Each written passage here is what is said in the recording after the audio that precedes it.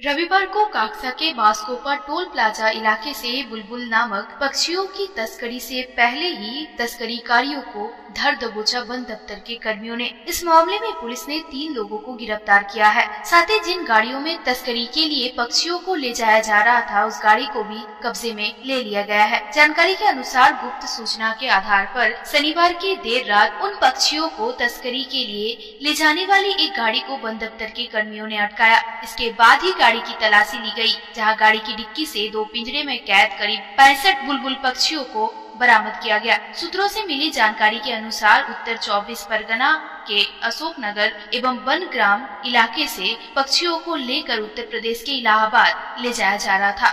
इसके बाद ही वन दफ्तर के कर्मियों ने उन्हें धर दबोचा। बहरहाल पकड़े गए लोगों से पूछताछ कर यह पता लगाने का प्रयास किया जा रहा है कि इस तस्करी कांड में और कितने लोग जुड़े हैं।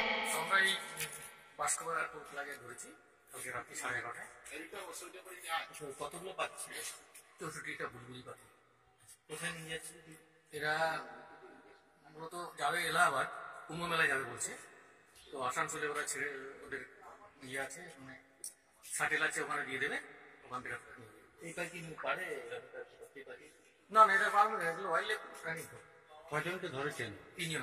এদেরকে কি রিমান্ডে নিয়েছেন? না, রিমান্ডে কতদিনের ইয়ে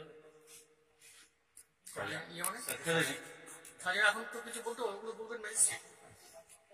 दुर्गा